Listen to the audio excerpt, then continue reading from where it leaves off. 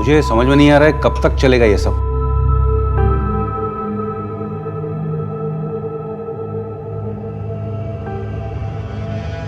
देखो बेटा, इतना हाइपर मत हो। जो भी हैं, हम एक फैमिली हैं।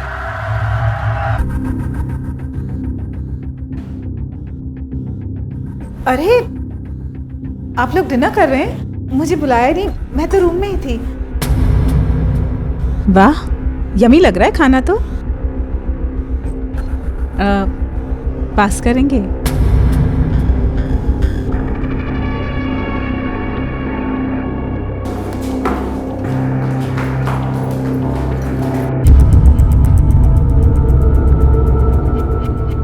निहारिका, देखो देखो, समझने की कोशिश करो। क्या समझने की कोशिश करूं विजय?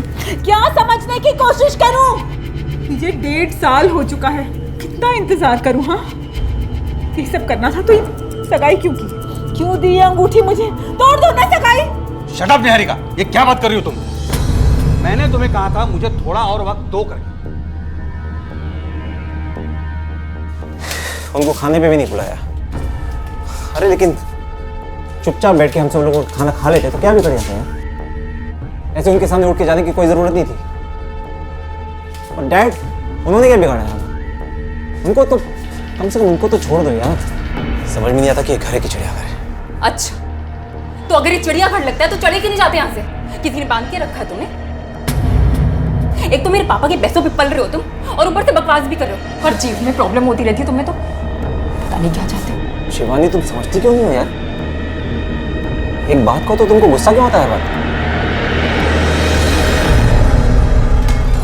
हाँ बोल।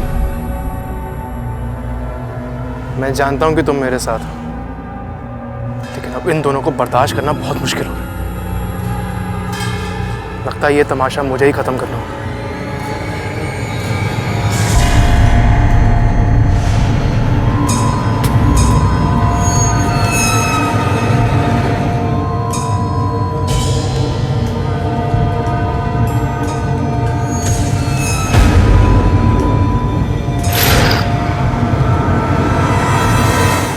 ये उसूल, ये नियम उस डोर की तरह से होते हैं जो हम इंसानों को, हमारे परिवारों को, हमारे समाज को बांधे रखते हैं, हमें निरंकुश होकर बिखरने से बचाते हैं। लेकिन कुछ परिस्थितियों में इस बंधन में हमारा दम घुटने लगता है, उसूल गलत लगने लगते हैं। नियम जिंदगी को बांधने की बजाय उसकी बर्बादी की वजह बनते नजर आते हैं। और एक सवाल जहन में बार बार उठता है कि नियम जिंदगी के लिए हैं या फिर जिंदगी नियमों की भेंट चढ़ जाने के लिए है। और जब इन सवालों के जवाब नहीं मिलते तो वही होता है जो देश की राजधानी में रहने वाले retired IRS officer Vijendra Singh Bhalla और उनके परिवार में हुआ। उससे पहले आप लोगों को कुछ सुनाई नहीं दिया? नहीं। उनकी चीखें या कोई भी आवाज सुनाई दी आप लोगों को? बड़ी अजीब बात है, हॉल में आपके पिता का मर्डर होता है और आपको चीख भी सुनाई नहीं देती। आपके घर से कोई कीमती सामान गायब हुआ? जी नहीं। शाम के 8 बजे से लेकर सुबह के 8 बजे तक हमारी ड्यूटी रहती है साहब, और रात भर बंगले में कोई नहीं घुसा। हम पूरी गारंटी के साथ कह सकते हैं साहब। तुम्हारे अलावा घर में और कोई काम करता है क्या? एक नौकरानी आती है तनुजा, 11 बजे आती है और 4 बजे चली जाती है साहब। अपना नाम, नंबर और पता कांस्टेबल के रजिस्टर में लिखवा दो। जी साहब। सर मैंने बंगलो पूरी अच्छी तरीके से चेक किया, फोर्स एंट्री के कोई निशान नहीं। पीछे से भी एंट्री करना बहुत मुश्किल है सर। ये इनसाइड जॉब है मिश्रा। कोई सामान गायब नहीं हुआ इसका मतलब मामला लूट का नहीं है। फोर्स एंट्री नहीं है इसका मतलब कातिल या तो घर से ही है या घर वालों की मदद से घर के अंदर घुसा होगा। और बॉडी देखकर ऐसा लगता है कि किसी तेज धार हथियार से मारा होगा। वैसे भी ये फैमिली कुछ अजीब सी लग रही है मुझे। डैड की गर्लफ्रेंड है, उसी ने मारा मेरे डैड को। इस दावे की कोई खास वजह? जबरदस्ती रह रही थी वो उस घर में। डैड नहीं चाहते थे फिर भी वो यहाँ पर रह रही थी।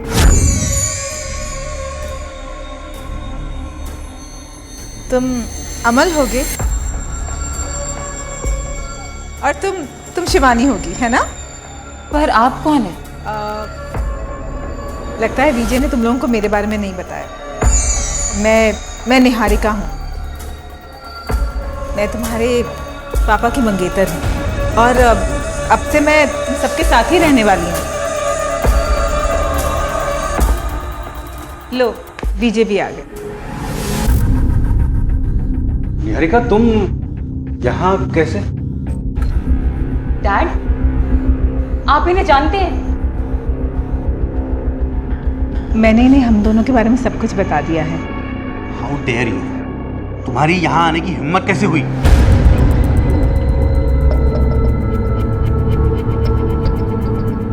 इसमें प्रॉब्लम क्या है विजय? तुम अभी इस वक्त यहाँ से चली जाओ, हम इस बारे में बाद में बात करते हैं। बाद में क्यों विजय? तुम्हें जो कहना है तुम अभी कहो। देखो विजय, मैं यहाँ से कहीं जाने के लिए नहीं आई हूँ। वो इस घर से जाने को तैयार ही नहीं थी, और इसी बात पे पापा और उसका झगड़ा हुआ बेडरूम में। फिर पापा बेडरूम से बाहर आए और उन्होंने दरवाजा लॉक कर लिया। विजय 1.5 साल हो चुका है, कितना इंतजार करूँ? हाँ, तोड़ दो ना सगाई। क्या कर रहे हो ये? विजय, विजय, दरवाजा खोलो विजय। तो फिर दरवाजा किसने खोला? हम लोगों की चीखने चिल्लाने की आवाज़ सुन के वो शोर मचाने लगे। फिर मेरी छोटी बहन आरती ने दरवाज़ा खोला। तो अगर वो बेडरूम में बंद थी फिर मर्डर कैसे कर सकती है? ये पता लगाना मेरा काम नहीं है, ये आपका काम है। कुछ खास बात जो आप हमें बताना चाहती हैं इस मर्डर या अपने डैड के बारे में? डैड को आइसक्रीम बहुत पसंद है। मैं इस केस से रिलेटेड बात पूछ रहा हूँ, कुछ पता हो तो प्लीज हमें बताइए। नहीं, मैं नींद में थी जब उसने डैड को मारा। किसने? जिसने भी मारा होगा। अच्छा, वो जो निहारिका है, क्या तुम्हारे डैड का उससे रात को झगड़ा हुआ था? हाँ सर, रोज झगड़ा होता था। उस औरत की वजह से हमारी सारी फैमिली टेंस थी, तो जबरदस्ती हमारे घर में घुस गई, अब निकलने का नाम नहीं ले रही है। मुझे तो पूरा यकीन है सर, उसी ने मेरे डैड को मारा है। और कोई है जो रेगुलर बेसिस पे आपके घर में आता हो? और नहीं सर, और तो कोई भी नहीं है। क्यों? आपकी मेड वो रोज नहीं आती? तनु तो सर रोज ही आती है, लेकिन वो हमारे घर में सालों से काम कर रही है। तनु या तनुजा? सर वो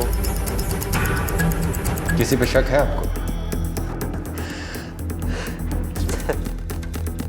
हम सब पर शक है सर, सारे लोगों पे।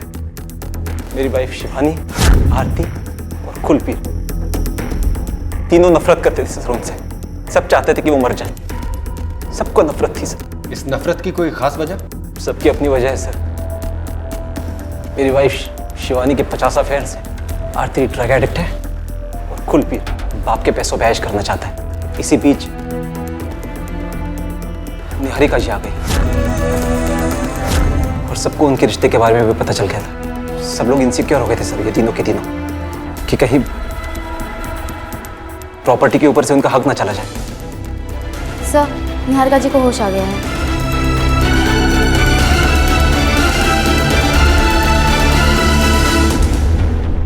मिस्टर भल्ला से क्या रिश्ता था आपका? इन लोगों ने आपको बताया नहीं मेरा क्या रिश्ता था? बताया, लेकिन मैं आपके मुंह से सुनना चाहता हूँ। प्यार करते थे हम एक दूसरे से।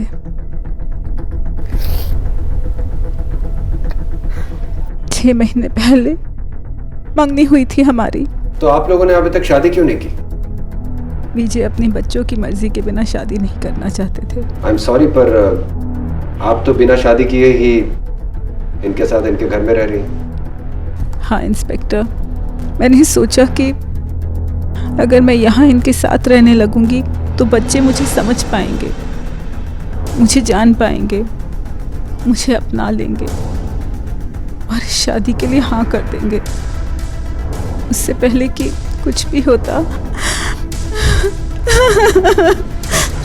मैंने सुना है आए दिन आपका और मिस्टर भल्ला का झगड़ा होता रहता था। कल रात भी आप दोनों के बीच में ऐसा ही एक झगड़ा हुआ था। हाँ, मुझे 1.5 साल हो चुका है, कितना इंतजार करूँ? हाँ, ये सब करना था तो ये सगाई क्यों की? क्यों दी ये अंगूठी मुझे? तोड़ दो ना सगाई। Niharika shut up! ये क्या बात कर रही हो तुम? वापस ले लो। क्यों आई थी तुम यहाँ पे? हाँ, मैंने तुम्हें कहा था मुझे और थोड़ा सा वक्त चाहिए। ठीक है, अगर हमें जरूरत पड़ेगी तो आपको फिर से क्वेश्चनिंग के लिए बुलाएंगे।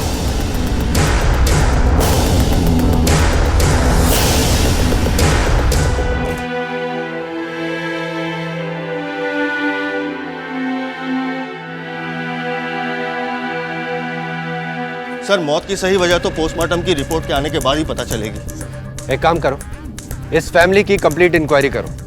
बैंक डिटेल्स, कॉल रिकॉर्ड्स और सोशल मीडिया में इनकी सारी एक्टिविटीज चेक करो। शिवानी, आरती, कुलबीर, अमल और ये निहारिका, इन पांचों की कुंडली चाहिए मुझे। Right sir.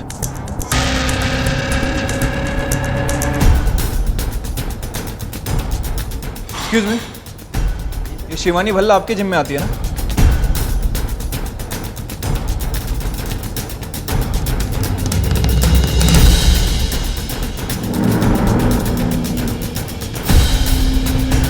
ये आरती भल्ला इसी कॉलेज में पढ़ती है ना?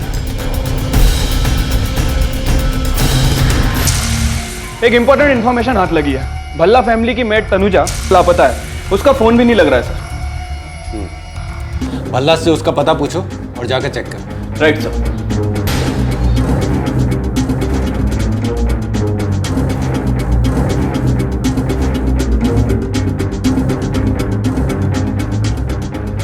एक मिनट सुनना, ये जो तनुजा यहाँ पे रहती है आपने देखा इसको? जी नहीं देखा मैंने। ध्यान से याद है आपको? याद है। मिश्रा, साथ साथ पता करो।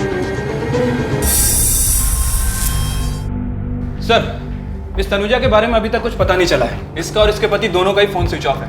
सर, इसके पड़ोसियों से बात करके पता चला है कि कुछ दिन पहले कहीं गांव जाने की बात कर रही थी। गांव कहाँ है इसका? हरियाणा के दुजाना गांव की है सर। एक पड़ोसी ने इसका एड्रेस भी दे दिया है। सर हो सकता है कत्ल इसी ने किया हो, अकेले या फिर अपने पति के साथ मिलकर। कातिल यही है, ये कहना अभी जल्दबाजी होगी, लेकिन इस मर्डर से इसका कोई ना कोई गहरा कनेक्शन जरूर है। तिवारी सब तुम इसके गांव जाकर पूछताछ करो। मिश्रा, सर, भल्ला फैमिली के बारे में कोई इन्फॉर्मेशन मिली? सबने भल्ला फैमिली का बैकग्राउंड चेक किया। अमल ने कुलबीर, शिवानी और आरती के बारे में जो कुछ कहा था वो बिल्कुल सही निकला। शिवानी के 50 अफेयर से आरती ड्रग एडिक्ट है और कुलबीर बाप के पैसों पे ऐश करना चाहता है। और अमल और निहारिका का बैकग्राउंड? सर, अमल का खुद का और उसके फोन का कॉल रिकॉर्ड पूरी तरह से साफ है। सर, विजय उसे काफी पसंद किया करता था और अमल भी विजय की काफी इज्जत किया करता था। रही बात निहारिका की, सर निहारिका के फादर का शराब इंपोर्ट का बिजनेस है, पैसे की कोई कमी नहीं, तो ये पॉसिबिलिटी भी नहीं बनती है कि पैसे की वजह से वो उससे जुड़ी हो। शिवानी, आरती और कुलबीर, इन तीनों से एक एक करके बात करते हैं, देखते हैं हमसे क्या छिपा रहे हैं। विजय यानी कि विजेंद्र सिंह भल्ला खुशकिस्मत थे कि जीवन के इस मोड़ पर उन्हें निहारिका का साथ मिला, लेकिन उनके बच्चों को यह रिश्ता मंजूर नहीं था।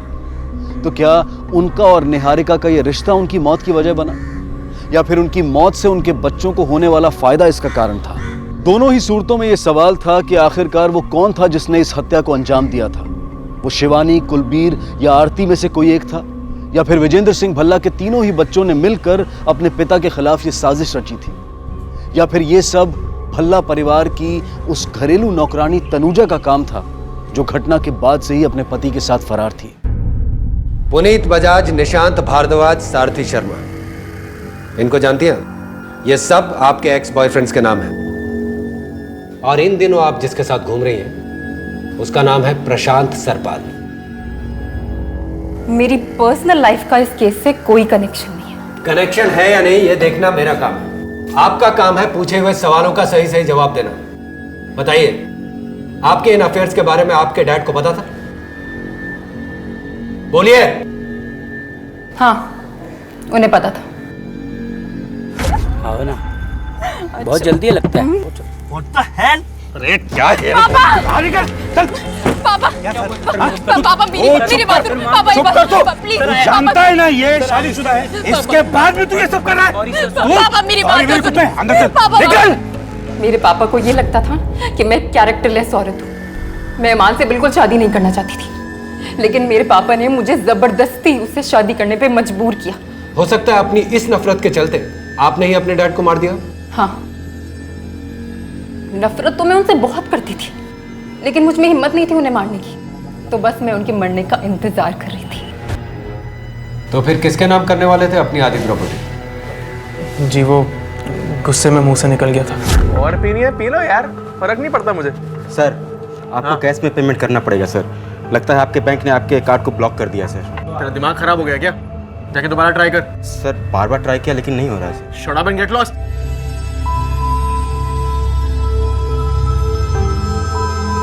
हेलो डैड, मैं अपने दोस्तों के साथ बाहर आया था और मुझे एक बिल पे करना है, लेकिन मेरा कार्ड डिक्लाइन दिखा रहा है। मैंने तुम्हारा क्रेडिट कार्ड ब्लॉक कर दिया है। ब्लॉक कर दिया मतलब? क्योंकि मैंने तुम्हें तुम्हारा क्रेडिट कार्ड तुम्हारी पढ़ाई के खर्चे पूरे करने के लिए दिया था, या अय्याशी करने के लिए नहीं। डैड, जो इंसान मेरे बाप को मारेगा ना, उसके नाम पर मैं अपनी आधी प्रॉपर्टी कर दूंगा। जब गुस्से में तुम अपने बाप को मारने की बात कर सकते हो तो मार क्यों नहीं सकते? वैसे भी निहारिका के घर में आने को लेकर काफी गुस्सा थे ना तुम अपने बाप से? लेकिन मेरा यकीन मानिए सर, मैंने उन्हें नहीं मारा। I swear sir. ठीक है, फिलहाल तुम जा सकते हो। Thank you sir. सुनो, तुम्हारी मेट तनुजा, वो भी उसी दिन से गायब है जिस दिन से तुम्हारे डैड का मर्डर हुआ था। कहीं उसका और तुम्हारे डैड का कोई झगड़ा हुआ था? कोई अनबन थी उनके बीच में? नहीं सर, कोई अनबन नहीं थी। बस डैड उसके काम से खुश नहीं थे और उसे डांटते थे। डैड को सफाई बहुत पसंद थी। तनुजा, ये क्या है ये? लगता है आजकल तुम्हारा काम में ध्यान नहीं है।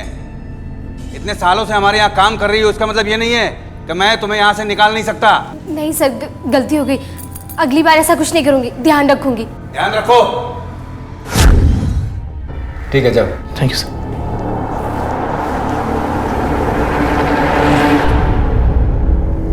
आरती भल्ला, कौन से ड्रग की लत है तुम्हें और कब से? मैं ड्रग नहीं लेती सर, पता नहीं आपको किसने बोला। मैं पिछले कुछ दिनों से तुम कॉलेज नहीं जा रही हो, जान सकता हूं क्यों? मैं बताता हूं। क्योंकि तुम्हारे ऊपर बहुत सारा उधार था उन ड्रग पेडलर्स का जो तुम्हारे कॉलेज के बाहर खड़े रहते थे। वो अपने पैसे के लिए तुम्हें प्रेशराइज कर रहे थे जो तुम्हारे पास थे नहीं, इसलिए तुमने कॉलेज जाना छोड़ दिया और घर पर जाकर बैठ गई। Look at me when I'm talking to you. तो कैसे चुकाने वाली थी ये उधार तुम? अपने हिस्से की उस प्रॉपर्टी को बेचकर जो तुम्हारे डैड के मौत के बाद तुम्हारे हाथ लगती, है ना? अब बताओ, अपने डैड को तुमने खुद मारा या किसी की मदद ली उनको मारने में? बोलो। मैंने मारा है उन्हें। आपको लगता है ना that I'm a murderer? मैंने मारा है। क्या करेंगे? लॉकअप में डालेंगे? डाल दीजिए। आप जो करना चाहते हैं करिए, जान ले लीजिए मेरी। कीजिए ना, कीजिए कीजिए, हाँ कीजिए। अब हमसे मत पूछिए सर, निहारिका से पूछिए।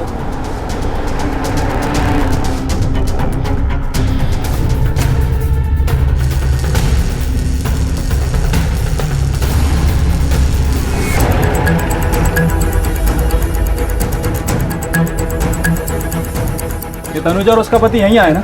अरे क्या बात है साहब? तनुजा ना आई यहाँ, ना ही उसका पति आया। 6 महीने पहले आई थी वो तो आखिरी बार।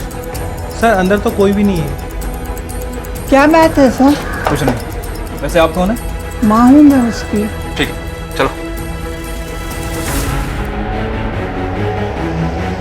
हेलो। हाँ तिवारी, बोलो। सर मैंने तनुजा की माँ और पड़ोसी से पूछताछ की है। वो दोनों यहाँ पे भी नहीं है सर। किसी ने भी उन्हें आते जाते हुए नहीं देखा। ठीक है, पता लगा उनका। Okay sir.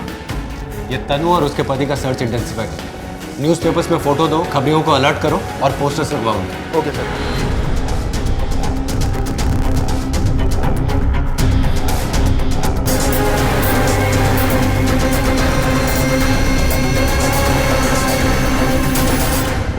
तुमने बताया ना पुलिस को हमारे बारे में? तुमने उनको ये बोला ना कि तुम्हें हम पे शक है कि हमने डैड को मारा है? मुझे पता है कि इसने ऐसा क्यों किया। हो सकता है कि किसी और ने नहीं बल्कि इसी ने मारा और डैड को। इस प्लानिंग के साथ ये सारा का सारा इल्जाम हम पर लगाकर पूरी की पूरी प्रॉपर्टी अपने नाम कर लेगा। क्यों? प्रॉपर्टी प्रॉपर्टी प्रॉपर्टी, कुछ नहीं सोचता ना तुम लोगों को प्रॉपर्टी के अलावा? यही है ना बस? मैंने तुम तीनों का नाम पुलिस को बताया, लेकिन इसलिए नहीं कि मैं तुम्हें फंसाना चाहता था यार, बल्कि इसलिए कि मैं चाहता था कि जिस किसी ने भी डैड को मारा है वो पकड़ा जाए। वो तुम्हारे डैड नहीं थे, वो हमारे डैड थे। तुम्हें जो करना था तुम वो कर चुके हो। अब मैं वो करूंगी जो मुझे करना है। इस मामले को ठंडा होने दो, उसके बाद अगर मैं तुम्हें सड़क पे ना लाके खड़ा किया तो मेरा नाम है शिवानी भल्ला नहीं, समझे तुम? शिवानी, मिश्रा, हर कोई निहारिका का ही नाम ले। लेकिन सर हमें अभी तक निहारिका के खिलाफ कुछ सस्पिशियस नहीं मिला। उसके कॉल रिकॉर्ड्स, उसके बैंक डिटेल्स सब क्लियर है सर। सर मुझे तो ये काम उस भाई तनुजा का लगता है, वरना वो इस तरह फरार नहीं होती। सर पोस्टमार्टम की रिपोर्ट आ चुकी है। सर इस रिपोर्ट के हिसाब से शरीर पे घाव की वजह से मौत हुई थी। सर जिस हथियार से ये घाव किया गया था वो काफ़ी तेज़धार और लंबा रहा होगा। सर ये तो कहना मुश्किल है कि कौन सा हथियार होगा, लेकिन उन्होंने सजेस्ट किया है कि शायद तलवार हो सकती है। तलवार?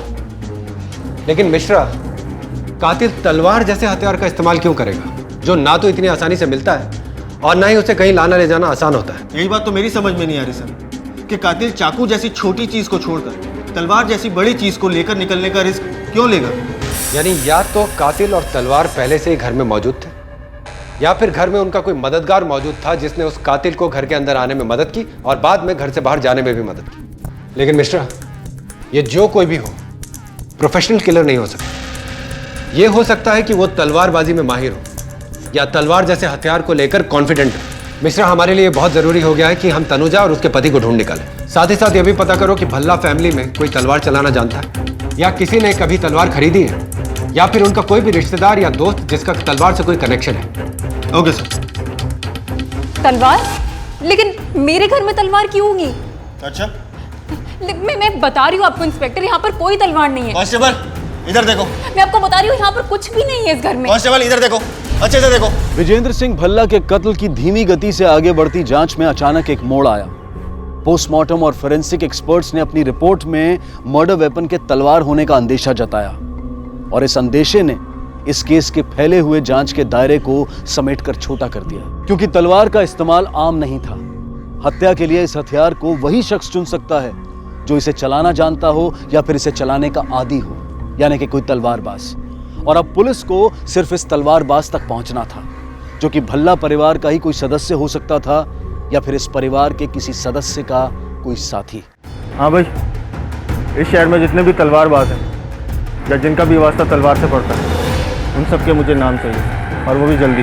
ओके।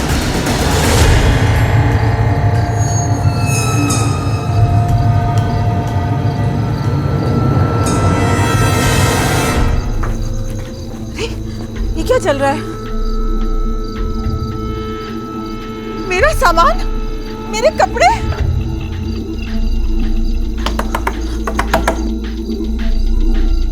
क्या है? आप विजय की माँ? दूर हट मेरे से, उतर नीचे। माँ जी, वो मेरा सामान। मैं कहती हूँ उतर यहाँ से। जो किया सही किया मैंने। आपने? तू भी नहीं बचेगी। तूने मारा ना मेरे बेटे को। माँ जी, मैं भला विजय को क्यों मारूंगी? मैं आपके बेटे से प्यार करती थी माँ जी। नाटक मत कर तू मेरे सामने भी, और चल यहाँ से। चलो चलो चलो चलो। और खबरदार जो इस दरवाजे पे कदम रखा तुम।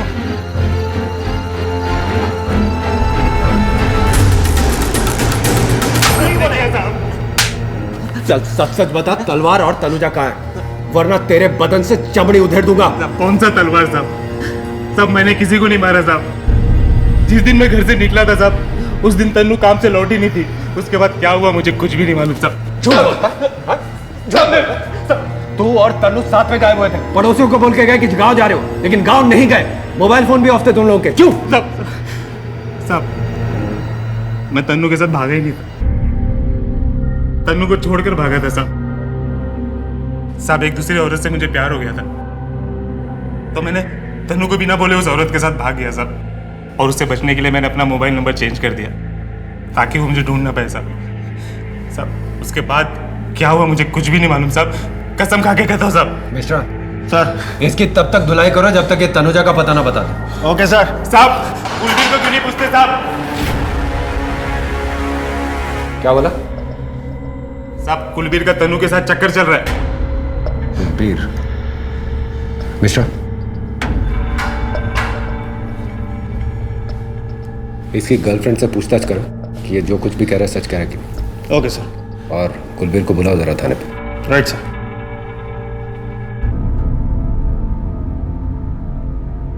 पापा, हट दूर हट। पापा, वो विजय मर गया ना वो। अच्छा ही हुआ जो वो मर गया। बुरा तो ये हुआ कि उसके साथ तू क्यों नहीं मरी। मेरे लिए तो तू उसी दिन मर गई थी जिस दिन तू मेरा घर और मुझे छोड़कर गई थी। चल चल निकल यहाँ से। चल। मैं कहाँ जाऊंगी आपके बिना? मेरा इस दुनिया में आपके सिवा कौन है पापा? प्लीज जा उस फल्ले के पास। मैं अभी ऑफिस जा रहा हूँ, शाम तक लौटूंगा, तब तक तू मेरा घर छोड़कर चली जाना, समझी? शक्ल मत दिखाना अपनी। पापा, पापा। सर मुकेश की गर्लफ्रेंड गौरी से बात, वो सच बोल रहा है, उस दिन वो उसी के साथ था। मतलब इस कुलबीर से ही हमें तनुजा का पता लगाना पड़ेगा। Yes sir. तनुजा कहाँ है? मैं आपको कह चुका हूं ना, मुझे नहीं पता। झूठ बोलता, झूठ बोलता। तेरा और तनुजा का चक्कर था कि नहीं? हाँ सर, मेरा और तनु का चक्कर था। तो फिर ये बात तूने हम लोगों को पहले क्यों नहीं बताई? क्योंकि मेरी फैमिली को पता लग जाता सर। मैं नहीं चाहता था कि उन्हें पता लगे, बहुत बदनामी होती है सर। एक तो तुम अपने डैड से नफरत करते थे, अपने बाप के पैसे पे अय्याशी करते थे ना तुम। अगर घर से निकल जाते तो सड़क पे आ जाते, इसीलिए अपनी तनुजा के साथ मिलके तुमने अपने बाप को मार दिया, है ना? मार दिया ना उनको। और तनुजा से कहा कहीं जाके छिप जाए, जब मामला ठंडा होगा तो तुम उसे वापस बुला लोगे, है ना? यही हुआ था ना? नहीं सर, डैड को तो क्या, किसी को भी हमारे चक्कर के बारे में नहीं पता सर। ना ही मैंने डैड को मारा है और ना ही मुझे पता कि तनुजा कहां पर है। तुमने तनुजा का भी मर्डर कर दिया है ताकि हमें लगे कि वो तुम्हारे डैड का मर्डर करके गायब हो गई है और तुम साफ साफ बचकर निकल जाओ। सर ये कुलबीर, आरती, शिवानी और अमल के दोस्तों और जानने वालों की लिस्ट है। अब इसमें से वो तलवारबाज कौन है जिसकी हमें तलाश है, ये तो नहीं पता। लेकिन अगर हम सही सोच रहे हैं कि कातिल भल्ला फैमिली में से कोई एक है, तो उसका साथ देने वाला भी इसी में से कोई एक हो सकता है। सुरेश मेनन, इसी से शुरुआत करते हैं। Okay sir.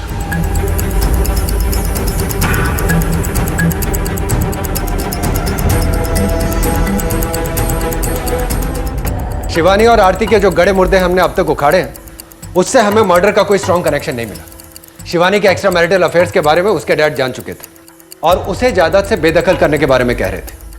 आरती के पास उन ड्रग पेडलर्स को देने के लिए पैसे नहीं थे, उसे एक ही तरीके से पैसे मिल सकते थे, अपने डैड के प्रॉपर्टी से। और कुलबीर का अपनी बाई के साथ अफेयर था।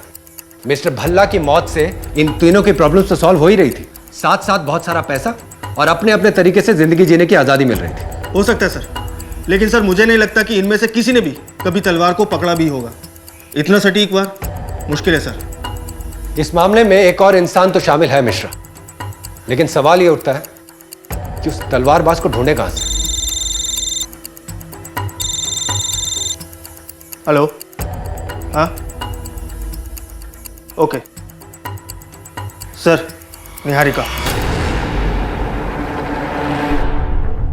अभी मैंने फोन रखा ही था और आप लोग आ गए। पढ़ो। प्यारे पापा, मेरा प्यार अधूरा रह गया। बीजे की फैमिली ने भी मेरी अच्छाई को नाटक का नाम दिया और आखिर में जब मैं लौटकर आपके पास आई तो आपने भी मुझसे अपने सारे रिश्ते को नकार दिया। जिंदगी जीने के लिए अब कोई बहाना नहीं बचा, इसलिए मैं जा रही। आपकी निहारिका।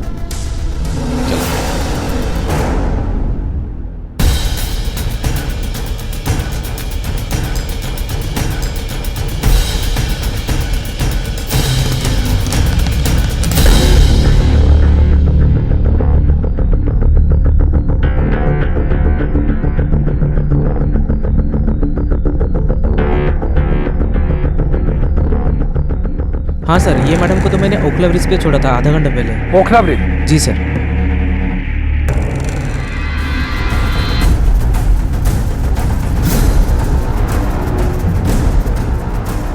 सर वो औरत।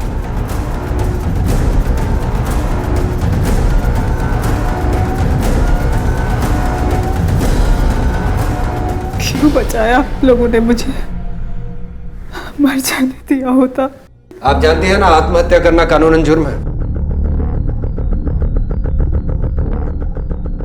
जानती हूँ, लेकिन मेरे जो हालात हैं इसमें मेरे लिए जीना कितना मुश्किल है। इस बात के लिए हम आपको अरेस्ट भी कर सकते हैं। This is a warning to you. दोबारा ऐसी बेवकूफी वाली हरकत मत कीजिएगा। जा सकती हैं आप।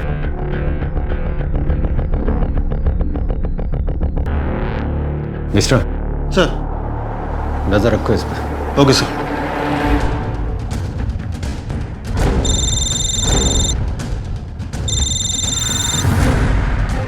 हेलो, हमें ओखला के पुलिस स्टेशन से सब इंस्पेक्टर ठाकुर बोल रहा हूँ। एक लाश मिली है।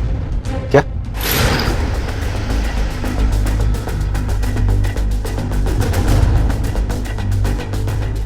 सर, आपके थाने से किसी तनुजा नाम की लड़की के फरार होने का अलर्ट आया था। हमको लगा शायद वही हो।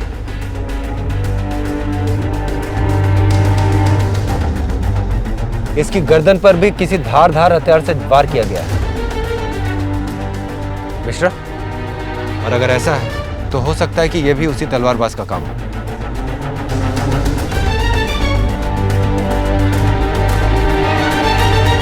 सर ये तो खाली। एक काम करो, बॉडी को पोस्टमार्टम के लिए भेजो। Okay sir. सर तनुजा की गर्दन पे किया गया वार बहुत कुछ वैसा ही है जैसे भल्ला के ऊपर किया गया था, लेकिन सर उसकी लाश के पास से मिला वो खाली पर्स, वो इस कहानी में कहीं फिट नहीं बैठता सर। सर उसके पर्स में ऐसा क्या रहा होगा जो कातिल चुरा ले गया? ये सोचो कि एक मेड अपने पर्स में क्या क्या रख सकती है। सर कुछ पैसे, बिंदी, लिपस्टिक या फिर पर्सनल डॉक्यूमेंट्स। हो सकता है कि तनुजा के पर्स में मिस्टर भल्ला के घर की चाबियां। चाबियां? मैं कुछ समझा नहीं सर।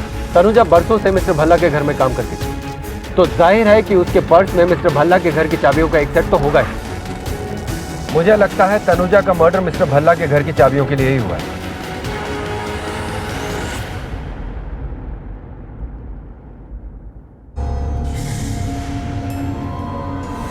क्या?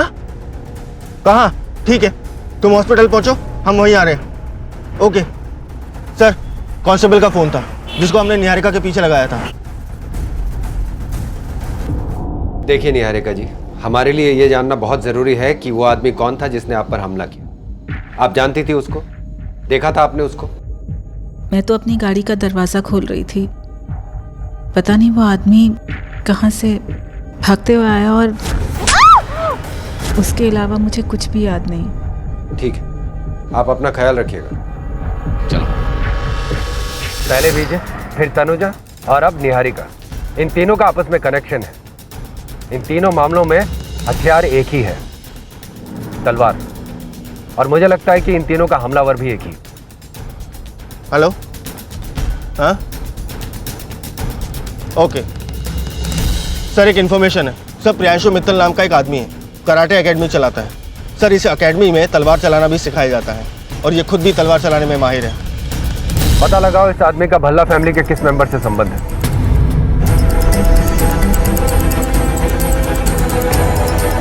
Students, class dismiss. सिंह, तलाशी लो।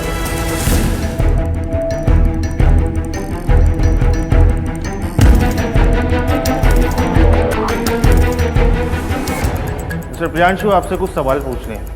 पूछिए। ये एकेडमी कितने सालों से चला रहे हैं आप? पिछले 3 सालों से। तो जितने भी स्टूडेंट्स आपके यहाँ आते हैं या फिर आ चुके, उनके रिकॉर्ड्स तो होंगे आपके पास? हाँ, रखते हैं। मैं देख सकता हूँ? आइए। सर, या जितने भी रिकॉर्ड्स है सबको लेके थाने पहुँचो।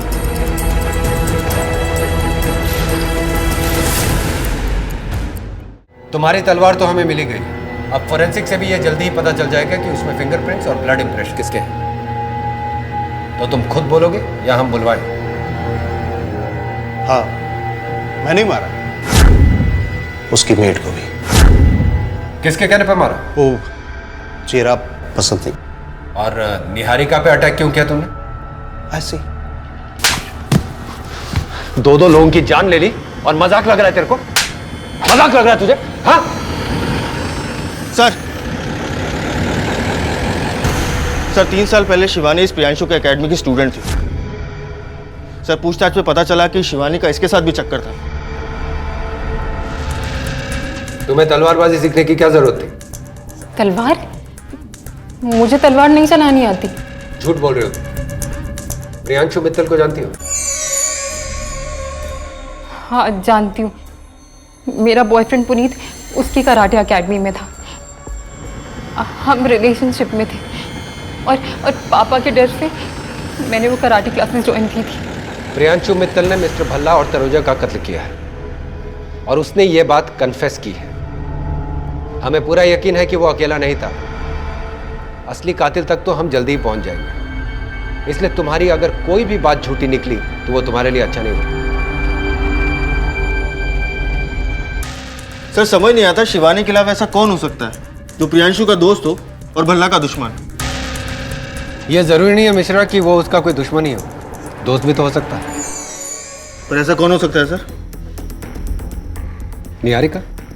लेकिन सर उसका रिकॉर्ड तो क्लियर है और उस पर जानलेवा हमला भी हुआ था। यही तो सोचने वाली बात है मिश्रा। प्रियांशु एक एक्सपर्ट मार्शल आर्टिस्ट है। अगर वो एक ही वार में भल्ला और तनुजा दोनों को मार सकता है तो फिर निहारिका के टाइम कैसे चूक गया? यही बात समझ में नहीं आ रही। रूम नंबर 2 में जो पेशेंट थी निहारिका, वो कहाँ गई? वो तो सर आज सुबह ही डिस्चार्ज हो गई। 2 दिन पहले ही उनकी प्लास्टिक सर्जरी हुई है और अब वो ठीक हैं। लेकिन उनका घाव तो इतना गहरा नहीं था कि प्लास्टिक सर्जरी करनी पड़ती। एक्चुअली सर उन्होंने कॉस्मेटिक सर्जरी कराई है चेहरे पर।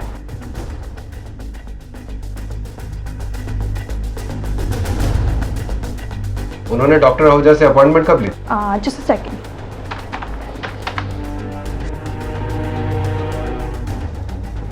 सर ये तो मिस्टर भल्ला की मौत से ठीक 1 हफ्ते पहले की डेट है। एयरपोर्ट, रेलवे स्टेशन और बस स्टैंड पर निहारिका की फोटो के साथ रेड अलर्ट जारी करो। Okay sir. तिवारी, दिल्ली में हमारे जितने भी खबरी है सबको अलर्ट करो, सबको निहारिका की फोटो सर्कुलेट करो।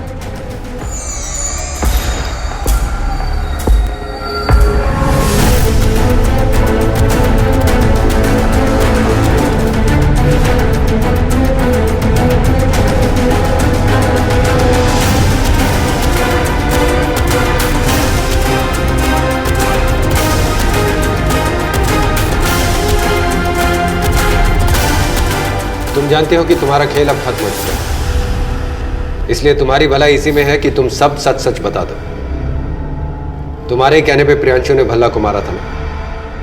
क्यों किया तुमने ऐसा? मैं विजय से प्यार करती थी, शादी करना चाहती थी मुझसे, लेकिन वो समाज और अपने बच्चों के डर से वो मुझे अपनाने को तैयार नहीं था। पूरे 1.5 साल इंतजार किया मैंने उसका। फिर मेरी मुलाकात प्रियांशु से हुई। प्यार हो गया था निहारिका से मुझे, लेकिन वो विजय ना तो उसे अपना रहा था और ना ही उसे छोड़ रहा। इस बात से वो बहुत परेशान थी, डिप्रेशन में जी रही थी और ये मुझको बर्दाश्त नहीं हुआ। मैंने एक आखिरी कोशिश की थी अपने प्यार को बचाने के लिए।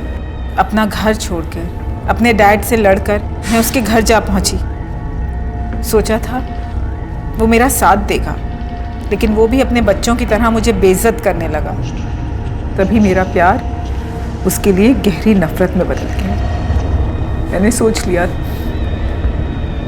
मैं विजय को जान से मार दूंगी, लेकिन ये सब मैं अकेले नहीं कर सकती थी।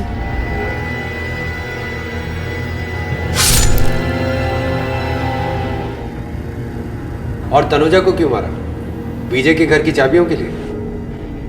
विजय के घर में रहते हुए मैंने चाबियां पाने की बहुत कोशिश की, लेकिन विजय और उसके बच्चे इतने शातिर थे कि चाबियों को हाथ तक नहीं लगाने दिया उन्होंने मुझे। और तभी मेरी बात तनु से हुई। हर इंसान को अपने तरीके से अपनी पसंद से जीने का हक होता है, लेकिन विजेंद्र सिंह भल्ला ने अपने बच्चों को, उनकी चाहतों को समझकर उन्हें सही रास्ता दिखाने की बजाय अपने पिता होने के हक का गलत इस्तेमाल किया और अपने बच्चों को उस रास्ते पर चलाना चाहा जो उन्हें सही लगा। और नतीजा ये हुआ कि जीवन के जिस मोड़ पर उन्हें अपने बच्चों की सबसे ज्यादा जरूरत थी, उनके बच्चों ने उनका साथ देने से इनकार कर दिया। वो अपने पिता के अकेलेपन को समझ ही नहीं पाए और जीवन में अकेले पड़ चुके मिस्टर भल्ला भी अपने बच्चों और समाज के खिलाफ जाकर निहारिका का हाथ थामने की हिम्मत नहीं दिखा पाए। और अपने बच्चों को ना समझ पाने के बाद निहारिका के प्रति अपने फर्ज को ना समझ पाने की वो दूसरी भूल कर बैठे, जिसने निहारिका के सच्चे और गहरे प्यार को उनके लिए नफरत में बदल दिया। जीवन के किस पड़ाव पर की गई हमारी कौन सी भूल कब हमारे सामने आकर हमें सजा देगी, इस बात की भविष्यवाणी करना आसान नहीं है। इसलिए बेहद जरूरी है कि हम जीवन के नियमों को समझें, उनका पालन करें और अपने उन रिश्तों को कमजोर होने की बजाय मजबूत बनाएं जो हमारे जीवन की असली पूंजी होते हैं। नाजायज रिश्ते, नाजायज तरीके कब किसी इंसान को गुनाह की दहलीज पर लाकर खड़ा कर देते हैं, इस बात का अंदाजा नहीं लगाया जा सकता। सपने देखना, कामयाब होना, बेहतर जिंदगी पाना, यह हर किसी के लिए जायज है, लेकिन नाजायज हैं वो तरीके जो झूठ और फरेब की बुनियाद पर इख्तियार होते हैं। किसी और की मेहनत पर अपने उज्जवल भविष्य की कामना रखना रेत के उस महल की तरह से है जो समंदर की लहरों से कभी भी बिखर सकता है। और ऐसी ही पहेली है हमारा आज का क्राइम पेट्रोल डायल 100 का एपिसोड, जिसमें किसी एक के फरेब ने कई लोगों की जिंदगी को खतरे में डाल दिया।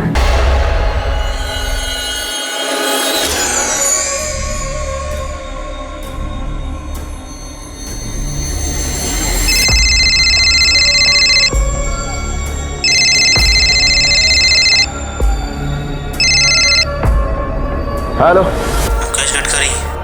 ओ बोलते हैं। तेरी बेटी को हमने किडनैप किया है।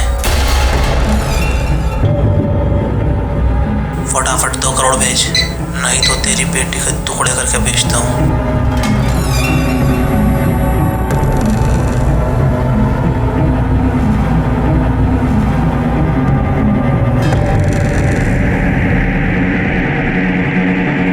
ए शाने सुन, ये फोन रख, समझा? और वापस इस नंबर पे फोन किया ना तो फोन के अंदर घुस के मारूंगा तुझे। ये फैशन के चोचले बंद कर, पढ़ाई पे ध्यान दे। दिन ब दिन बिगड़ती जा रही है तू। क्या हुआ? अपनी लाडली बेटी को संभाल, वैसे भी माहौल खराब है आजकल।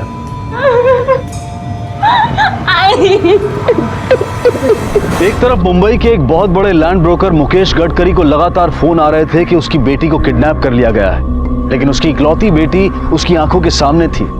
और जिस लड़की को उसकी बेटी समझकर किडनैप किया गया था, वो खुद ये बोले जा रही थी कि वो मुकेश की बेटी नहीं है। लेकिन किडनैपर उसका विश्वास क्यों नहीं कर रहे थे? आखिर कौन थी ये लड़की जिसे बंधक बनाकर रखा गया था?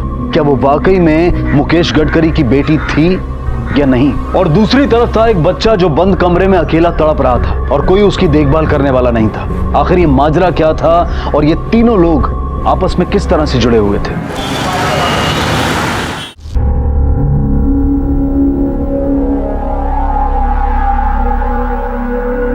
पता चला कौन लोग हैं और क्यों परेशान कर रहे हैं आपको?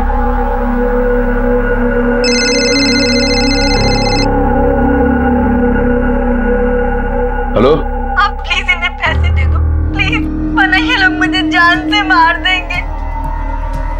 आप जानते नहीं ये लोग कितने खतरनाक है। 2 दिन से खाना तो गया, पानी तक भी नहीं पिया।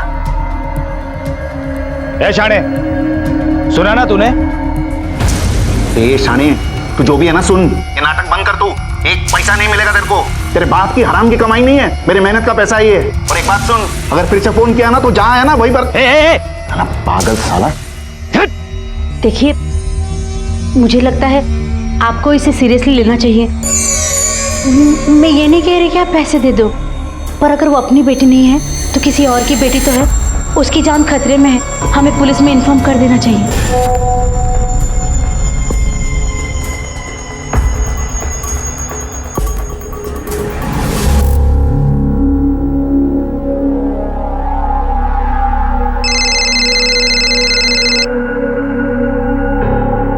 हेलो, मेरा तोहफा देखा तूने? निकल गई ना सारी अकड़। अब सुन, अगर पैसों का इंतजाम नहीं हुआ ना तो ऐसे ही इंस्टॉलमेंट में टुकड़े टुकड़े कर तेरी बेटी को तेरे पास भेजूंगा। कितने पैसे चाहिए? 2 करोड़। 2 करोड़? नोट कौन से ले आऊं? मतलब सीक्वेंस में नहीं होने चाहिए, राइट? और कहाँ पैसे पहुंचाने होंगे? किसी सुनसान जगह में। और मैं पुलिस को भी नहीं बताऊंगा, वरना तुम तो मेरी बेटी के टुकड़े कर दोगे। अरे वाह, तू तो बड़ा खिलाड़ी निकला, एकदम पहुंची हुई चीज है तू। अब सुन, पैसे कहाँ और कब लेके आने वो जगह मैं तुझे बताऊंगा, तू पैसों का इंतजाम कर। बिल्कुल, तुम जहां बोलोगे वहां पैसे पहुंचा दूंगा मैं।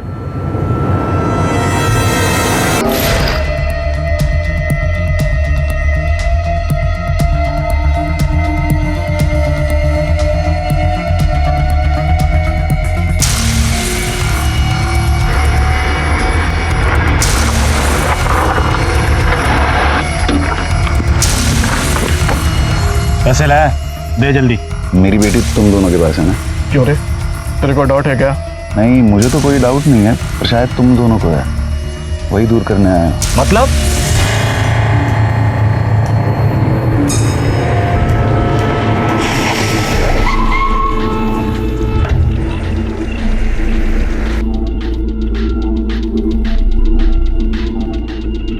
अंकल, ज्यादा शाना बन रहा है तू?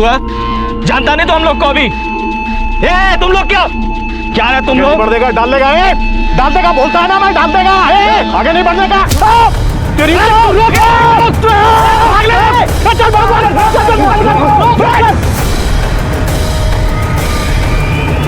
अरे रुको, 2 करोड़ तो ले जाओ। इस केस में सवालों की लंबी लिस्ट थी। आखिर मुकेश पुलिस के पास ना जाकर इस मामले को इतना हल्का क्यों समझ रहा था, वो भी किडनैपर्स द्वारा कटी हुई उंगली का फोटो भेजने जैसे वाकये के बाद। देखने से तो यही लग रहा था कि मुकेश को उस लड़की की जान खतरे में होने का कोई फर्क नहीं पड़ रहा था। क्या मुकेश का और उस लड़की का कोई संबंध था? और दूसरी तरफ वो बच्चा कौन था जो अकेले ही तड़प रहा था, रो रहा था, खेल रहा था? इन दोनों कहानियों का आपस में कोई संबंध था भी या नहीं, और इसका अंत क्या होने वाला था वो तब सामने आता जब कोई इन सवालों के जवाब तलाश करता। लेकिन उसकी किसी को पड़ी ही नहीं थी, और इसी अनदेखी में एक दिल दहला देने वाला वाकया हुआ।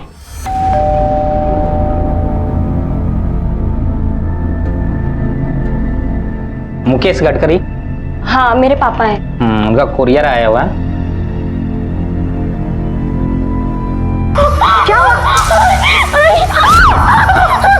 अरे काय झालं? वो चिल्ला रही हो दोनों माँ बेटी मिलकर।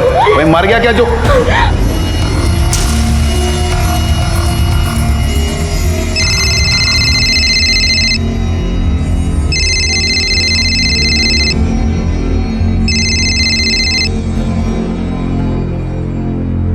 हेलो, क्या हुआ?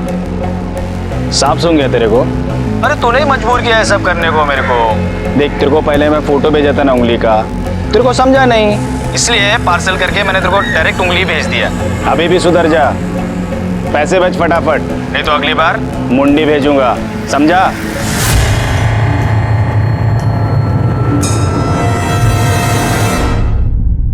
गडकरी साहब, पिछले 2 दिन से आपको रैंसम के कॉल्स आ रहे हैं और आप आ रहे हैं हमारे पास। माना कि आपकी बेटी किडनैप नहीं हुई, लेकिन किसी लड़की की जान खतरे में है। इस बात से आपको कोई फर्क नहीं पड़ता? नहीं सर, ऐसी कोई बात नहीं है। मुझे लगा कि कोई मेरे साथ मजाक कर रहा है, इसलिए। आपको किडनैपर्स लगातार 2 दिन से कॉल्स कर रहे हैं। लड़की की आपको आवाज सुनाई गई, यहाँ तक कि उंगलियां काट के उन्होंने भेज दी।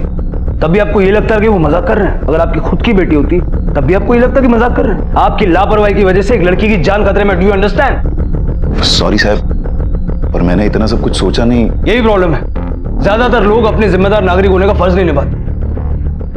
वो नंबर बताइए जिससे आपको फोन आया था। सर, वो हमेशा अलग अलग नंबर से फोन करता था। मला वाटलं कोई मजाक कर रहा है, इसलिए मैंने नंबर सेव नहीं किया। पर हाँ, ये वो नंबर है जिससे लास्ट रैंसम कॉल आया था। यांचा मोबाईल सर्व्हरला टाका आणि यांचे कॉल रेकॉर्ड्स पण काढा। अब अगर आपको किडनैपर्स का फोन आता है तो आप सबसे पहले हमें इन्फॉर्म करेंगे, समझा? हो साहब, आइए मेरे साथ। राणे, ट्रेस करो वो कुरियर कहाँ से और किसने भेजा। सर, मुझे लगता है कि हमें मुकेश के ऊपर भी नजर रखनी चाहिए, क्योंकि हो सकता है कि वो ये लापरवाही जानबूझकर कर रहा हो। और सबसे पहले हमें यह भी पता करना चाहिए कि अगर मुकेश की बेटी उसके घर पर ही है तो किडनैपर उसे रैंसम कॉल क्यों कर रहा है। राणे, केस हमारे लिए बहुत ही डिफिकल्ट है, क्योंकि ना ही हमारे पास लड़की का चेहरा है और ना ही कोई आइडेंटिफिकेशन। लड़की कौन है, कहाँ से है, क्या करती है, हमें कुछ नहीं पता। सिर्फ इतना पता है कि किडनैपर समझते हैं कि वो मुकेश गडकरी की बेटी है। अब हमें यह पता करना होगा कि क्या वाकई मुकेश गडकरी का उस लड़की से कोई संबंध है या फिर किडनैपर्स को गलतफहमी हुई। किडनैपर्स किसी भी हद तक जा सकते हैं। मुकेश पे दबाव बनाने के लिए वो लोग ऑलरेडी लड़की की उंगलियां काट चुके हैं। लड़की की लाइफ डेंजर में रहने। It's a big challenge for अस।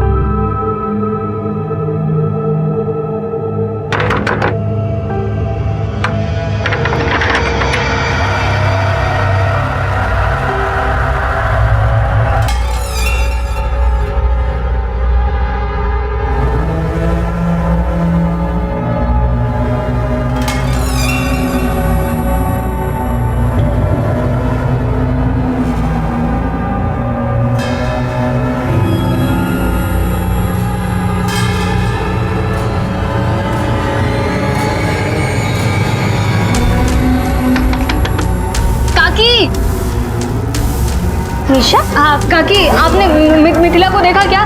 मिथिला को? हाँ। नहीं रे, उसे तो कई दिनों से मैंने देखा ही नहीं था। अच्छा, और मेरा बच्चा, मेरा मुन्ना? नहीं, मुन्ना को भी नहीं देखा मैंने। लेकिन हुआ क्या है निशा?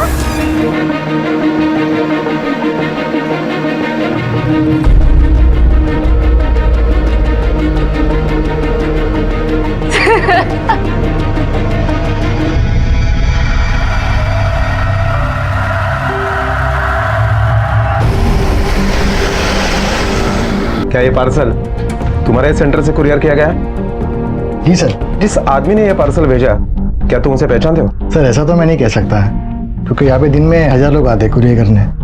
देखो, ये पार्सल एक किडनैपिंग केस से जुड़ा हुआ है। तुम्हें कोई भी ऐसी चीज याद है जो तुम्हें संदिग्ध लगी हो? हाँ सर, याद है। वो आदमी चेंज लेना भूल गया था। मैं थोड़ी देर उसकी राह भी देखी थी। जब वो नहीं आया तो उसने मुझे जो कांटेक्ट नंबर दिया था, मैंने उस पर फोन ट्राई किया, लेकिन वो स्विच ऑफ बता रहा था। अगर हम उस आदमी का स्केच बनवाते हैं तो तुम उसका हुलिया बता सकते हो? हाँ जरूर सर। यही था वो? हाँ सर, लगभग ऐसे ही दिखता। ठीक है राणे, ये स्केच मुंबई और पुणे के सारे पुलिस स्टेशन में सर्कुलेट करवा दो, और एक बार चल के मुकेश और उसके परिवार को भी दिखा दो। आप पहचानते हैं इसे? जी नहीं। आप लोग जरा गौर से देखिए, किडनैपर्स में से ये एक है। सर मैं सच कह रहा हूँ, मैंने पहले इसे कभी नहीं देखा। मुकेश जी, आपके हिसाब से किडनैपिंग के साथ में आपकी कोई लिंक नहीं, फिर लोग बार बार रैंसम के लिए आपको ही कॉल क्यों कर रहे हैं? क्यों उसको आपकी बेटी बता रहे हैं? है कौन वो लड़की? सर मुझे नहीं पता, मैं खुद परेशान हो चुका हूँ।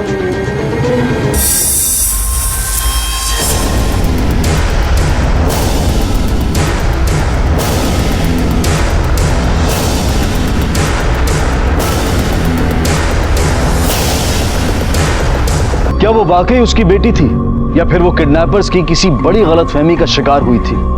और वो बच्चा जो मुंबई की एक चौल के कमरे में बंद था, वो अचानक कहां गायब हो गया था? उसकी मां निशा बच्चे को किसी मिथिला के पास महफूज छोड़कर गई थी। कौन थी ये मिथिला और इस वक्त कहां थी? क्या उसी ने बच्चे को गायब किया था, या फिर बच्चा और मिथिला किसी अनहोनी का शिकार हो चुके थे?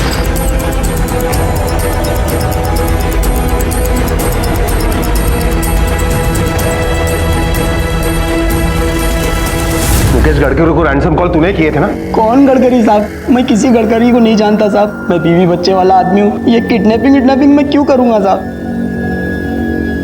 ये नंबर तेरा ही है ना? ये नंबर मेरा नहीं है साहब। तो किडनैपर के पास तुम्हारा नंबर कैसे आया? मुझे क्या मालूम साहब, मैं अनपढ़ आदमी हूँ साहब, मजदूरी करके अपना पेट पालता हूँ साहब। सर, इनका 1.5 साल का बच्चा गायब हो गया। सर सब जगह देखा, कहीं भी नहीं मिला। आप बैठिए। आप लोग ये बताइए कि आपका बच्चा कब गायब हुआ? सर, मैं फिल्म लाइन में हेयर ड्रेसर का काम करती हूँ। अभी 3 दिन पहले लोनावला में मेरा 1 दिन का शूट था, तो मैं मेरी सहेली मिथिला, जो चौल में हमारे घर के ऊपर वाले माले पर रहती है, उसके पास अपना बच्चा छोड़ कर गई थी। लेकिन सर, शूट 1 दिन की जगह 2 दिन और बढ़ गया। और सर, जब आज 3 दिन बाद मैं घर वापस आई तो देखा मेरा बच्चा और मिथिला दोनों गायब हैं। आपके पास दोनों की कोई फोटो तो होगी ना? हाँ है।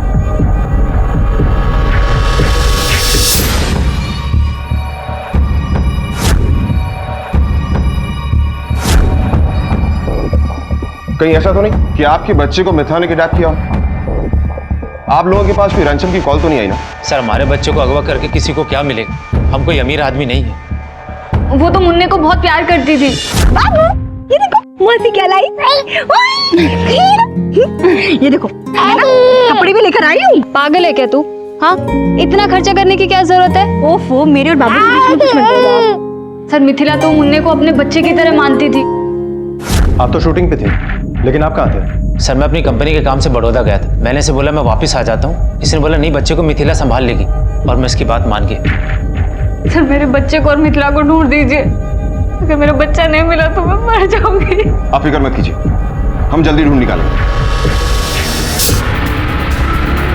सर, जिन नंबरों से मुकेश को रैंसम कॉल किए गए हैं वो सारे फेक आईडी पर खरीदे गए हैं और किसी भी नंबर का दोबारा इस्तेमाल नहीं हुआ। ये सारे नंबर लगभग 1 महीने पहले खरीदे गए हैं। सबसे अहम बात यह है कि पुणे के आउटस्कर्ट्स एरिया से सारे कॉल किए गए हैं, क्योंकि सबके मोबाइल टावर अलग अलग दिखाई दे रहे हैं। इसका मतलब है कि ये किडनैपर्स जो है वो नौसिखिए नहीं है, बल्कि प्रोफेशनल्स हैं। ताज्जुब की बात यह है कि इनको ये नहीं पता कि ये मुकेश की बेटी नहीं है, या फिर मुकेश ने हमसे कोई इन्फॉर्मेशन छुपाई है। राणे, एक काम करो, पुणे और आसपास के सारे पुलिस स्टेशन में ये पता करो कि कोमल के एज ग्रुप की कोई लड़की मिसिंग है क्या, क्योंकि इस केस में 2 पॉसिबिलिटीज हैं। या तो किडनैपर्स ने गलत लड़की उठाई है, या फिर मुकेश की कोई नाजायज औलाद है जिसके बारे में किसी को नहीं पता, और उसके जीने या मरने से मुकेश को कोई फर्क नहीं पड़ता।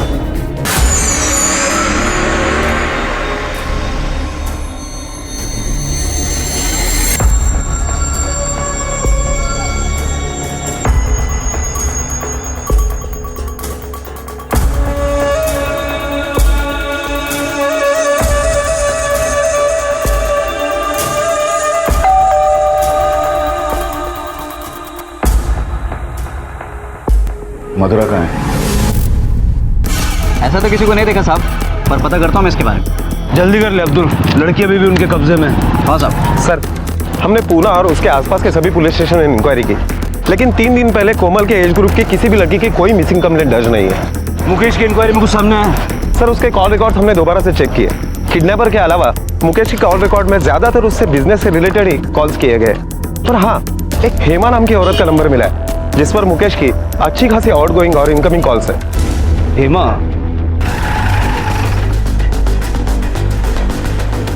साहब ये हमारा घर। हाँ, और वो ऊपर मिथिला रहती है।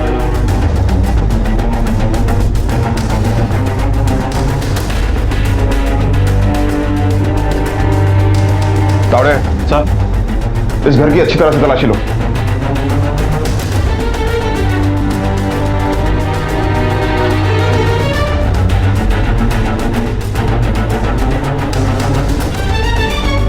तावड़े सर, ये तो मिथिला का पोर्टफोलियो है। सर, कुछ नहीं मिला। साहब, मैंने ना मिथिला को देखा है ना उसके बच्चे को देखा है। इतनी बड़ी चौल में किसी ने उसे आते जाते नहीं देखा। साहब, 3 दिन पहले चौल से बाहर जाते हुए मैंने तो उसे देखा था, पर मालूम नहीं वो वापस आई भी या नहीं। जब 3 दिन पहले आपने मिथिला को जाते हुए देखा था तो उसके साथ में कोई छोटा बच्चा भी था क्या? नहीं साहब, बच्चा नहीं था, पर बच्चे की रोने के बाद मिथिला के जाने के बाद ही आ रही थी। आपको क्या लगता है बच्चे की किडनैपिंग मिथिला ने की होगी? नहीं साहब, वो तो बहुत अच्छी लड़की थी, मुंडा से बहुत प्यार करती थी। तावड़े, पूछताछ से तो यही लग रहा है कि मिथिला ने शायद बच्चे की किडनैपिंग नहीं की। उसने नहीं किया तो किसने किया? तेरी सहेली है ना वो, हमेशा बोला था ना तेरे को कि बच्चा किसी के पास छोड़ के मत जाना। अरे माँ बाप से ज्यादा अपने बच्चे की कोई देखभाल कर सकता है, लेकिन तू नहीं समझी। पता नहीं कहाँ होगा, किस हाल में होगा, कुछ खाया भी होगा कि नहीं। और तुम मुझे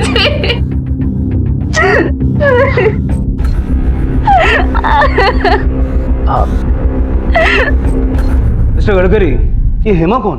कौन हेमा सर? मैं इस नाम से किसी को नहीं जानता। चलिए मैं बता देता हूँ हेमा कौन है। हेमा वही है जिससे आप घंटों फोन पे बातें करते हैं, हफ्ते में 4-4 दिन उसके घर जाते हैं। इसका गवाह है उसकी बिल्डिंग का सीसीटीवी। अब याद आया हेमा कौन है? अब ये बताओ कि उसके साथ तुम्हारा रिश्ता क्या है?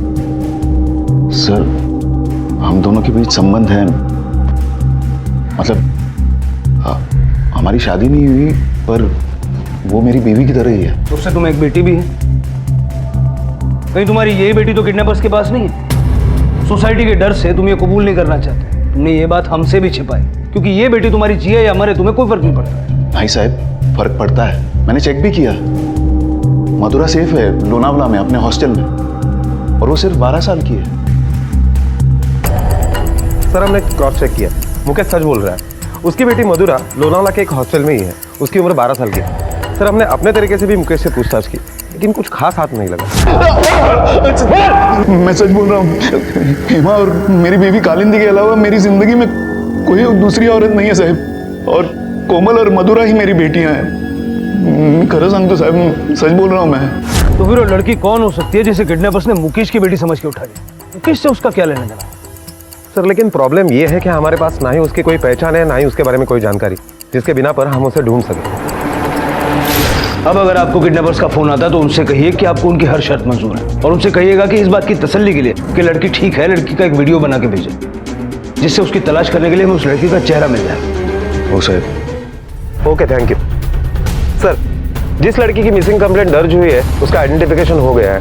उस लड़की की 2 जगह पर मिसिंग कंप्लेंट दर्ज हुई है, एक लोअर परेल पुलिस स्टेशन में और दूसरी सोलापुर के बार्शी पुलिस स्टेशन में। किस किस ने कंप्लेंट लिखवाई? सर, मुंबई के लोअर परेल पुलिस स्टेशन में जिस लड़की ने कंप्लेंट दर्ज की है उसका कहना है कि वो उस लड़की की पड़ोसन है, और बार्शी के पुलिस स्टेशन में जिस औरत ने कंप्लेंट दर्ज की है उस औरत का कहना है कि वो उसकी माँ है। राणे, ताबड़तोब या दोघींना पुलिस स्टेशनला बोलावूंगे। Okay sir. इसे पहचानती हैं आप? हाँ साहब, ये मेरी बेटी मिथिला है साहब। सर, ये मेरी फ्रेंड है। इसके बारे में कुछ पता चला? ये कहाँ है? आपकी बेटी को किसी ने किडनैप कर लिया है। क्या क्या? और सब मेरा बच्चा, कहीं उसे भी किसी ने देखिए, आपके बच्चे के मिथिला के साथ होने के चांसेस बहुत कम हैं, क्योंकि किडनैपर्स ने अभी तक किसी बच्चे का जिक्र नहीं किया। वो तो यहाँ मुंबई आई थी एक्टिंग करने के लिए। आपकी बेटी का नाम मिथिला मुकेश गडकरी है ना? नहीं साहब, मेरी बेटी का नाम मिथिला सुरेश मार्शिकर है। हाँ सर, उसका नाम मिथिला मुकेश गडकरी है। हमारे चौल में सब उसे इसी नाम से जानते हैं। निशा के मुताबिक लड़की का नाम मिथिला मुकेश गडकरी है, जबकि उसकी माँ का कहना है कि उसका नाम है मिथिला सुरेश बार्शिकर। राणा, इस लड़की के नाम के पीछे कुछ तो है जिसका हमें पता लगाना होगा। मिथिला, मेरी बात सुन बेटा, तू यहीं रह के कुछ काम देख ले। इतने बड़े शहर में तू क्या करेगी? हाँ ओफो माँ, तुम डर भी रही हो और इतना सारा सामान भी दे रही हो। अरे वजन हो जाएगा, कैसे लेकर जाऊंगी मैं? आज तुझे मेरी बात समझ में नहीं आ रही है। कल जब वहां मां नहीं होगी ना तुम्हारे साथ, तब इन्हीं चीजों में तू मुझे ढूंढेगी। मुझे पता है तू अपने खाने पीने का ख्याल नहीं रखने वाली है। माँ, मैं तुझे बहुत मिस करूंगी। पता है, वहां मुझे बिना बोले समझने वाला कोई भी नहीं होगा। तभी तुम्हें बोल रही हूँ ना, फिर एक बार सोच ले, यही रुक जा। माँ, मुझे जो करना है वो यहाँ पे नहीं हो सकता। मेरा करियर मुंबई में है। मुझे एक कामयाब इंसान बनना है, खूब नाम कमाना है, खूब पैसे कमाने हैं। ऐसे रोते हुए मत भेजो ना, खुशी खुशी भेजो। ठीक है, अगर तेरी यही इच्छा है तो तू जा। मैं जानती हूं तेरे सारे सपने पूरे होंगे। तू बहुत बड़ी कलाकार बनेगी। गणपति पापा तेरी सारी इच्छाएं पूरी करेंगे।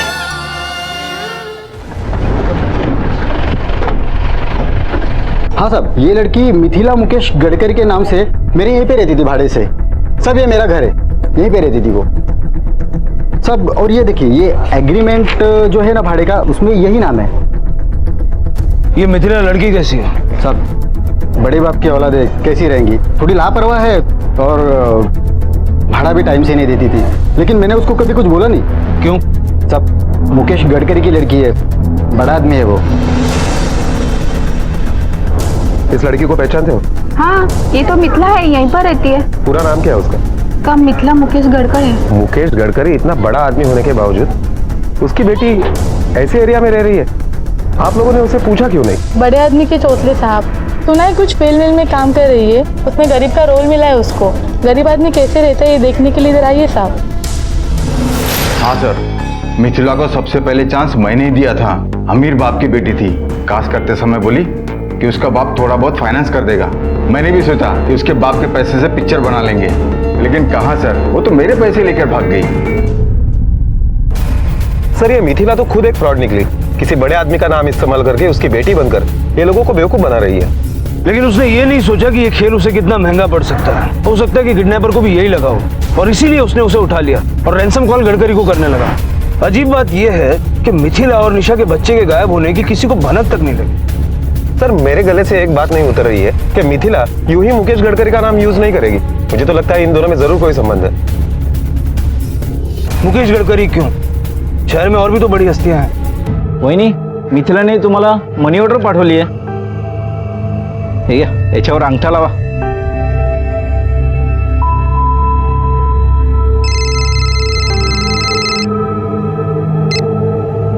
हेलो हेलो माँ, आपको पैसे मिल गए?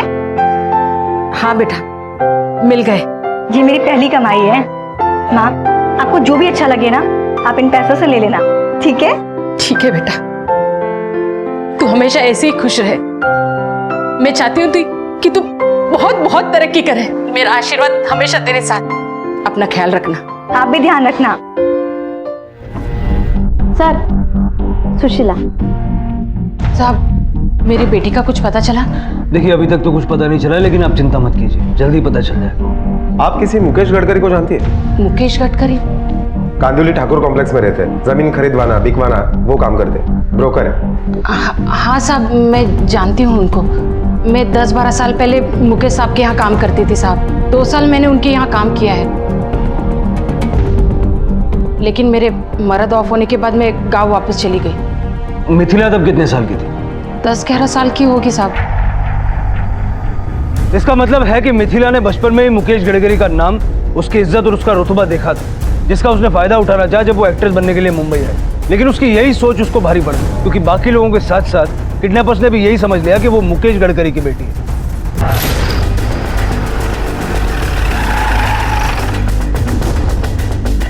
सलाम साहब, जिस आदमी की स्केच दी थी आपने, वो आदमी रेड लाइट एरिया में दिखा है और किसी लड़की को बेचने की बात कर रहा है। और हाँ साहब, उस लड़की के हाथ की उंगलियां भी कटी हुई हैं।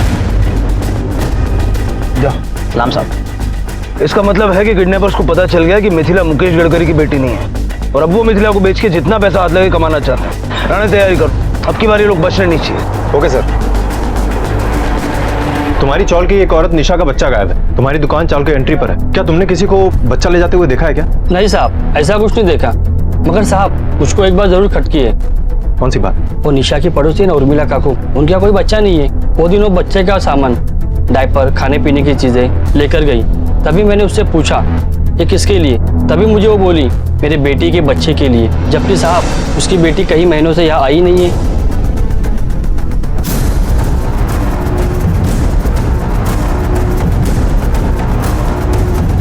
गलती नहीं होनी चाहिए राणे, वो लड़की हमें किसी भी हाल में मिलनी चाहिए। पोजीशंस ले लो।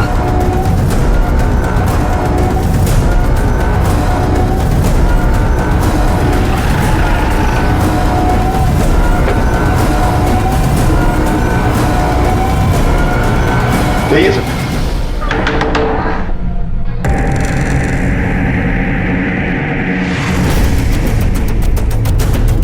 घर की अच्छी तरह से तलाशी लो।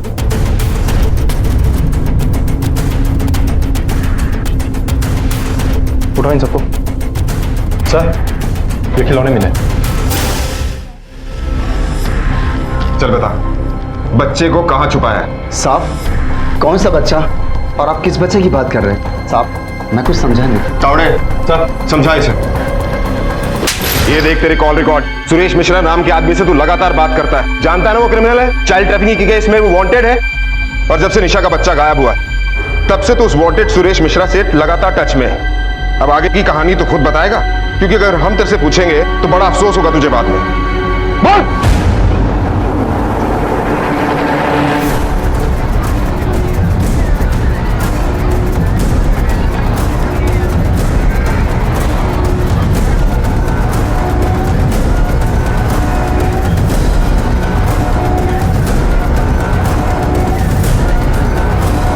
राणे,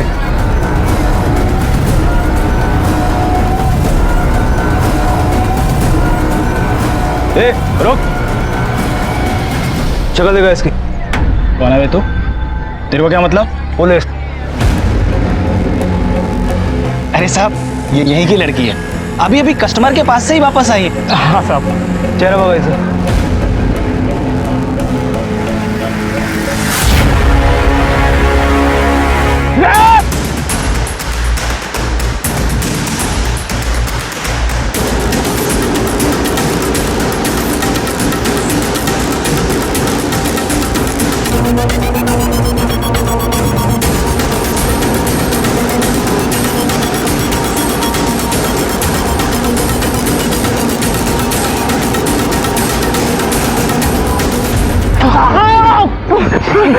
लड़की को किडनैप करेगा?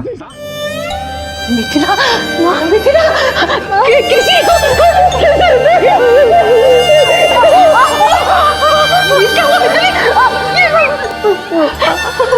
मुझे माफ कर दो। कामयाब इंसान मछली की सिर मार दी मैंने मुकेश गडकरी का नाम ले लिया और झूठ बोलने की ये सजा पाई।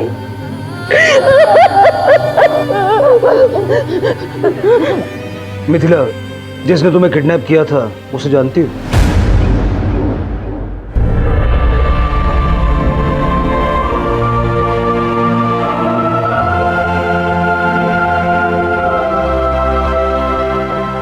साहब, आपको बहुत बहुत धन्यवाद। आपकी वजह से हमारा बच्चा हमें मिल गया। मैंने तो उम्मीद ही छोड़ दी थी। उम्मीद तो मैंने भी छोड़ दी थी।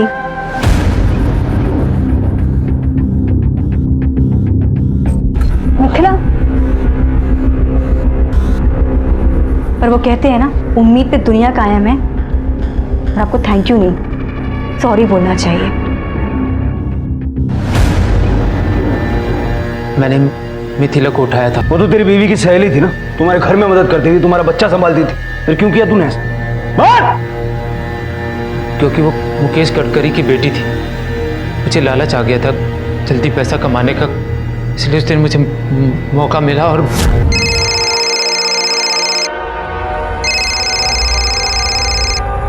हेलो। हाँ मिथिला, मैं गौतम बोल रहा हूँ। हाँ दादा। अरे जो मेन रोड के बाहर जो कॉफी शॉप है ना, उधर आ जा। मेरे दोस्त का जानकार प्रोड्यूसर बैठा हुआ है उधर, बस 5 मिनट के लिए अपनी शक्ल दिखा के चली जाए। पर दादा, बाबू तो अकेले हैं घर पर। थोड़ी देर की बात है, बाहर से दरवाजा बंद करके आ जा। अरे इतनी बड़ी अपॉर्चुनिटी नहीं मिलेगी तुझे। अच्छा ठीक है। मेरे लोगों ने उसे उठा लिया। अच्छी जिंदगी जीना सबका हक है, लेकिन किसी दूसरों के पैसों पे नहीं, गुनाह के रास्ते पे चल के नहीं। और अगर ये बात तेरी समझ में आ गई होती ना, तो इस वक्त तू अपने बीवी बच्चे के साथ होता। अब जेल में सड़। सर एक मुकेश गडकरी का नाम इस्तेमाल करने की धोखाधड़ी ने मिथिला के जीवन को खंडित कर दिया और गौतम के अपने परिवार को गलत तरीकों से अच्छा जीवन देने की धारणा ने उसे अपने परिवार से दूर रहने की सजा इनाम में दिलवाई। गौतम को मिथिला को अगवा करने के लिए और निशा के पड़ोसियों को उसके बच्चे को अगवा करने और बेचने के लिए गिरफ्तार किया गया। फिलहाल ये सभी जुडिशियल कस्टडी में है। याद रखें, सफलता का कोई शॉर्टकट नहीं होता है, ये सिर्फ और सिर्फ मेहनत और ईमानदारी से नसीब होती है। इसी विचार के साथ अब मैं अनूप सोनी आपसे विदा लेता हूं। फिर मुलाकात होगी अगले एपिसोड में एक और चौंका देने वाले केस के साथ।